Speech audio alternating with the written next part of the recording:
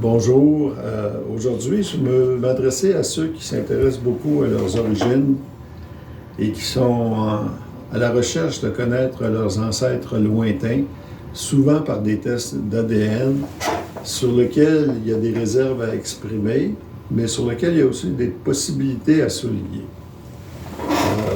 Quand on parle de l'intérêt de rechercher nos ancêtres lointains, il faut avoir un certain nombre de réserves à l'esprit.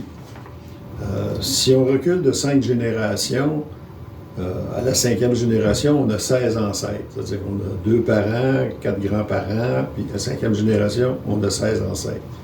Si on établit une moyenne de 30 ans par génération, ce qui est très conservateur, ça nous donne environ 150 ans d'espace dans le temps. Donc, on recule aux années 1870, 1880. Si on parle de 7 générations, on recule de 210 ans, ça nous mène dans les années 1800-1810, mais ça se multiplie toujours comme ça, on multiplie toujours par 2. Je ne sais pas si vous avez jamais fait le calcul, mais sur 20 générations, c'est plus d'un demi-million d'ancêtres qu'on aurait dans une génération, il y a environ 600 ans, peut-être autour des années 1420. Et si on remonte à 32 générations pour atteindre à peu près l'an 1000, là, on a 2 millions et quart d'ancêtres pour une génération. Et ça double encore avant. Alors, si on veut remonter, parce que les gens, des fois, disent « Moi, j'ai un ancêtre viking ». Si on veut remonter à l'époque viking, entre 800 et 900 ans, là, on double 2 millions à 5 millions, à 10 millions, à 20 millions. Alors, si on pouvait connaître notre ancêtre de l'an, je ne sais pas, 910, puis que c'est un ancêtre sur 20 millions de personnes, on voit que la recherche des ancêtres est un petit peu illusoire jusqu'à un certain point, parce que des ancêtres, on en a beaucoup.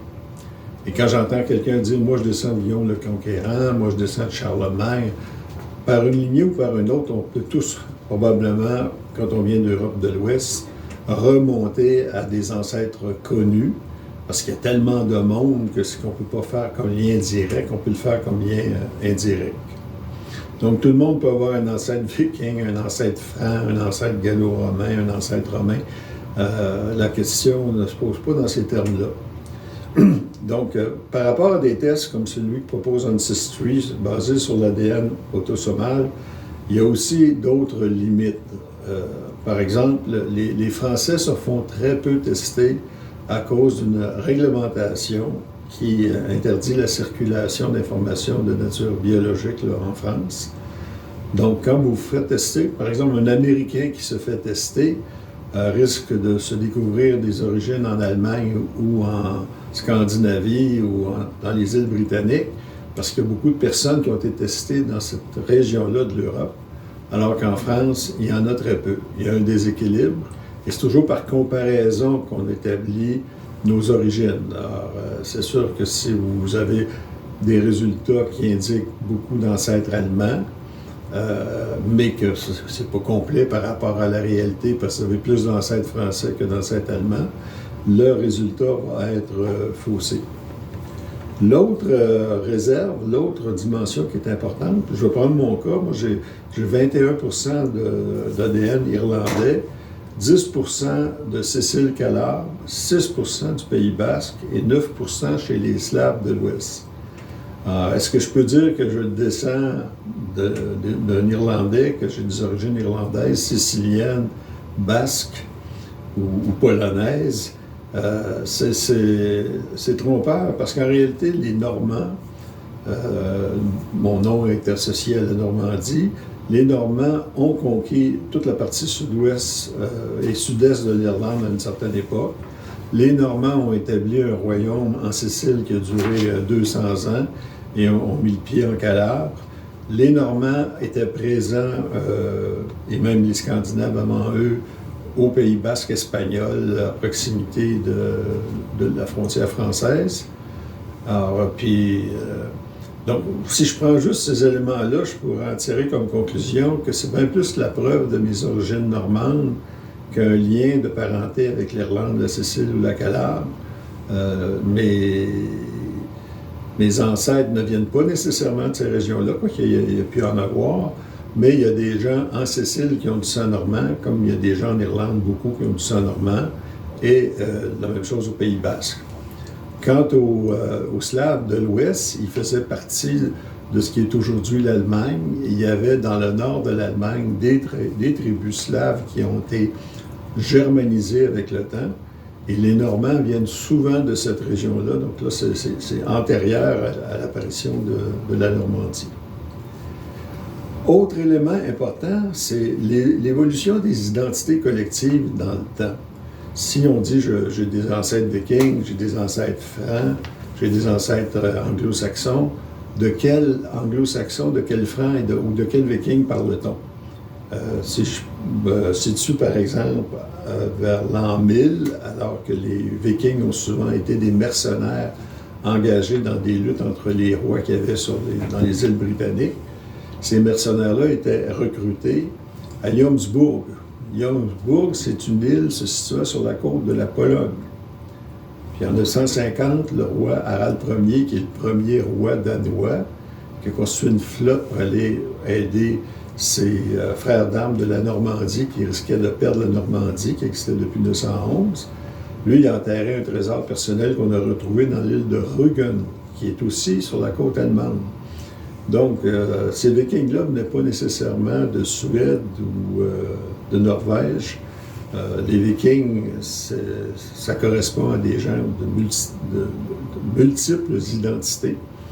Puis les Vikings de l'an 1000 ne sont pas nécessairement les mêmes Vikings que ceux qui ont conquis des territoires en Angleterre, le Danelaw en 800, qui venait souvent du Danemark, ou ceux qui se sont attaqués à Lindisfarne en Écosse au tout début de l'apparition de l'ère viking, qui était plutôt considérés comme des Norvégiens.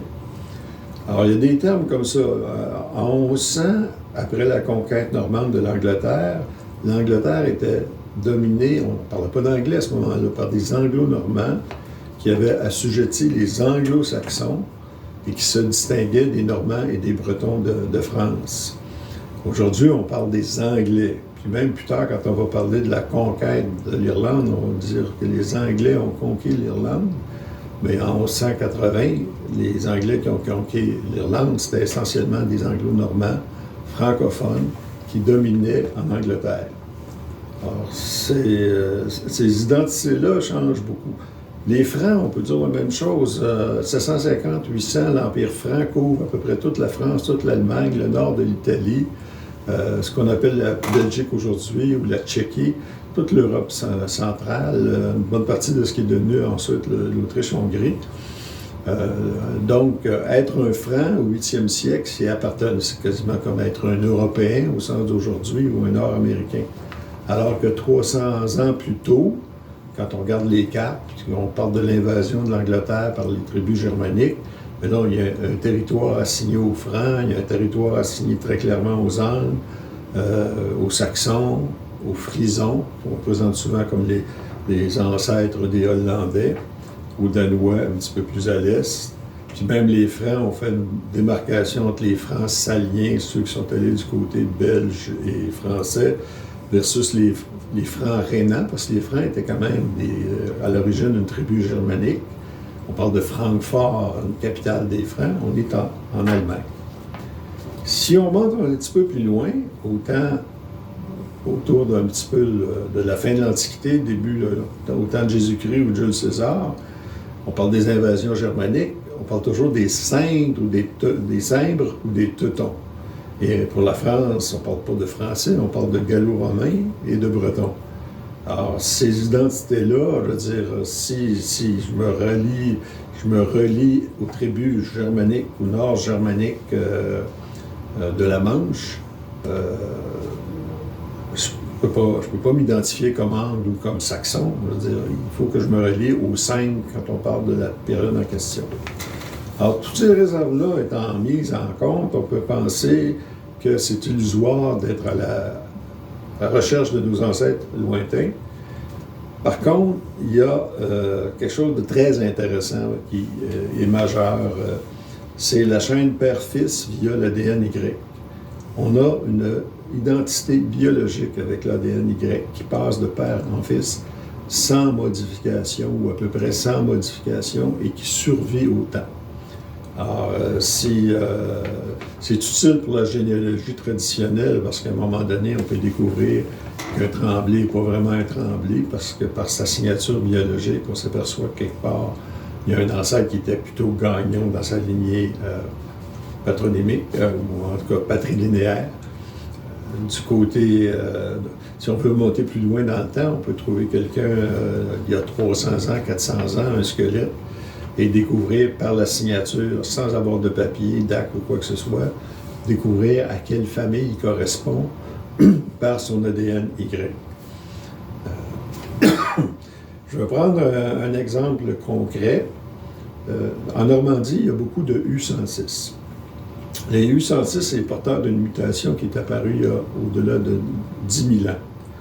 À l'origine, il y a des R1B qui sont dominants en Europe, qui sont apparus dans le Caucase et qui recouvrent les populations germaniques et celtiques, qui se sont répandues vers l'Europe de l'Ouest et dont ont émané, entre autres, un groupe qu'on peut appeler les U106, le porteur de cette mutation-là. Des U106, il y en a en Scandinavie, il y en a en Islande, il y en a dans les îles britanniques, il y en a en Normandie, et de la Normandie sont venues des familles, beaucoup qu'on trouve au Québec.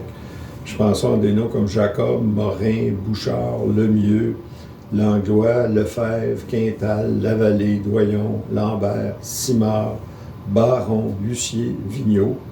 Et un cas intéressant, ce sont les Verdons, qui correspondent en France à des Verdun. Il y a eu un article récemment dans l'Ancêtre où, à partir de l'ADN Y, justement, on a déterminé que la signature des Verdons ou Verdun correspondait à celle des Battaglia de Sicile et à celle des De Havilland, qui sont originaires des îles anglo-normandes et qui ont abouti en Angleterre. Donc, on peut remonter très loin. Là, ça veut dire un ancêtre commun il y a 800 ans, qui a engendré des gens qui ont pris différentes directions, ce qui montre bien comment il y a toujours eu de la mobilité. Et puis, ça montre aussi que les Normands se sont répandus dans différentes directions. Dans le cas des Bérubés, c'est un peu spécial parce qu'on est porteur d'une mutation U198 qui est un sous-groupe du U106 et on est les seuls francophones porteurs de cette mutation-là. Le U198 est traditionnellement étiqueté type anglo-saxon. Le paradoxe, c'est que nous, on se retrouve des cousins. Les cousins les plus proches, on les retrouve au Danemark et en Suède, où ils sont également classés de type anglo-saxon parce qu'ils sont très rares, surtout en Suède. Ils sont très minoritaires dans les données qui traitent de la généalogie génétique. Alors, de la même façon que les Bérubés sont comme des espèces rares en Amérique du Nord. C'est là qu'il est intéressant de faire de la recherche en s'appuyant sur l'histoire.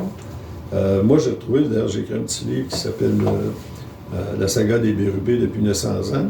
Ce que j'ai trouvé très significatif, c'est qu'au Moyen Âge, les Bérubés sont associés aux Anglo-Normands. Je ne sais pas si à l'origine ils étaient normands, mais ils sont présents avec un statut social qui indique leur appartenance au groupe dominant, la minorité dominante en Angleterre. Il y a beaucoup de supérieurs d'institutions religieuses, notamment. Souvent, les historiens disent, quand vous trouvez une sœur qui est à la tête d'un prieuré ou un prêtre ou un curé, c'est parce que ces gens-là appartiennent à une famille, sans être de la haute noblesse, là, mais une famille où il y avait un frère chevalier, par exemple, ou quelqu'un qui avait un peu d'importance. Les Anglo-Saxons ont été dépossédés par les Normands. Alors, quand vous retrouvez des gens qui ont des possessions, normalement, on peut dire qu'ils sont associés à la minorité dominante des Normands. Une fois que j'ai eu fait cette recherche-là, je me suis aperçu qu'on appartenait aussi, les Bérubés, à un sous-groupe du U198 qui est très présent en Angleterre, le sous-groupe des S15627. Ça, c'est intéressant parce que ça m'a permis de comprendre qu'on n'était pas des Anglo-Saxons, d'une part, et qu'on avait très peu de liens de parenté avec des Anglais. Je me suis retrouvé des liens de parenté avec des Suédois, comme je disais tout à l'heure, et des Danois.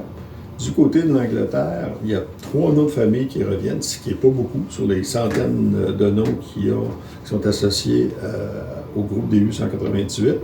essentiellement, ils reviennent pas toujours écrits avec le même orthographe. Là, on peut dire que ça correspond à des noms qu'on connaît aujourd'hui comme Tatum, Horton ou Proctor. C'est très limité. Donc, pour moi, c'est la preuve un peu. Donc, en regardant les différences qui existent entre les profils des gens dont le nom peut correspondre à un groupe proche de nous, avec les Suédois, les Danois, on peut parler de 1000 ans de distance. Avec les Tatum, Horton, Proctor, on peut parler d'au moins 2000 ans. On remonte donc bien avant l'invasion de l'Angleterre par les Anglo-Saxons, ce qui veut dire que notre lien de parenté il se situe quelque part en Europe du Nord, il y a 2000-2500 ans, alors qu'on ne parlait pas de Normands, on ne parlait pas d'Anglo-Saxons, les identités collectives dont j'ai parlé tout à l'heure n'existaient pas encore, et au mieux, on parlait des Sèmes en allant du côté de l'Allemagne du Nord ou du Jutland. Alors, c'est par l'histoire comme ça, puis en croisant avec les informations d'ADN, qu'on peut situer un petit peu le cheminement des ancêtres, comment il a pu se produire, même s'il reste un peu de flou, c'est pas complètement avec une certitude. Autre trace encore dans l'histoire, le premier Berube identifiable en Angleterre, païen de Berube, pagan de Berube, qui était seigneur et le seul homme libre d'un petit domaine qu'on a appelé le Manor of Berube. C'est un personnage qu'on retrouve dans le Domesday Book en 1086, c'est-à-dire un recensement réalisé par Guillaume le Conquérant de toutes ses propriétés. Et paradoxalement, ça m'a soulevé beaucoup de questions. Je me suis toujours demandé quel était le statut de ce Manor of Berube, parce qu'il revient beaucoup dans l'histoire et dans les situations où on se demande pourquoi ce petit domaine-là a un statut particulier. Un exemple de ce statut particulier-là, c'est que en Angleterre, les possédants étaient les barons. On les appelait des tenants en chef. Et ils avaient sous leur responsabilité des chevaliers qui pouvaient être des tenants. Donc, aujourd'hui, on dirait des détenteurs en chef, des détenteurs ou des propriétaires et des locataires. Mais dans le temps, on parlait de tenants en chef. Pagan de Bergube relève de William Peurel, un chevalier flamand, qui est son tenant en chef, mais qui n'est pas baron. C'est un personnage extrêmement intriguant. Pendant longtemps, on a pensé que c'était le seul bâtard de Guillaume le Conquérant, mais les historiens contestent qu'il puisse être un bâtard de Guillaume le Conquérant pour deux raisons. D'abord, toute sa jeunesse, Guillaume le Conquérant a été nommé Guillaume le Bâtard parce qu'il était lui-même le fils d'un duc de Normandie, mais sa mère n'était pas de lignée noble. Et Guillaume, deuxième raison, pour légitimer son statut de duc et par rapport aux autres nobles, a épousé une descendante de Charlemagne, une petite fille d'un roi de Flandre, Mathilde de Flandre, qui est devenue, dans le fond, la première reine d'Angleterre et la première duchesse de Normandie de l'époque de Guillaume. Et lors de l'invasion de l'Angleterre, Mathilde de Flandre a contribué à l'invasion en amenant beaucoup de mercenaires germaniques et de Flamands qui se sont installés en Angleterre. Alors, la question que je me pose, c'est encore un mystère, si Pagan de Bergube ou de Berube est un sujet de William Peverell, aussi appelé Guillaume Peverell en français, est-ce qu'il n'y a pas un lien avec la Flandre? Et est-ce qu'il n'y a pas un lien avec Mathilde de Flandre? Et justement, il y a un article qui a été publié il y a quelque temps qui indiquait que Mathilde de Flandre, déjà décédée en 1086, au temps du Domesday Book, était probablement l'héritière de plusieurs domaines en Angleterre et en Normandie. Donc, c'est un peu sur le pied d'égalité avec son mari, Guillaume le Conquérant. On peut penser qu'il y a un lien là, que ça expliquerait pourquoi William Peverell n'a jamais été un baron, comme tous les amis de Guillaume le Conquérant, qui sont devenus des possesseurs, des détenteurs de multiples propriétés en Angleterre, tout en donnant des barons. Quelle conclusion je tire de tout ça? C'est sûr qu'on ne peut pas cacher le fait qu'on a des origines multiples, qu'on est tous quelque part un peu apparentés, qu'on peut s'identifier à des ancêtres qui ont existé autrefois, même à des noms connus, parce qu'on a des millions d'ancêtres en remontant à seulement 1000 ans. Autre élément, c'est que la généalogie génétique, les tests d'ADN, c'est utile pour soutenir la généalogie traditionnelle. On le voit notamment quand on réussit par ce moyen-là à identifier des adoptés par le biais de parenté qu'on réussit à cerner grâce à leur ADN. Mais pour remonter à une époque plus ancienne et au sujet de cette présentation-là, soit la recherche des ancêtres, je pense qu'il faut parler d'ancestrologie, on n'est plus dans le domaine de la généalogie, et il faut se servir de la grille de l'histoire, approfondir l'histoire locale, l'histoire du langage, l'onomastique, l'évolution des noms de famille, pour s'y retrouver.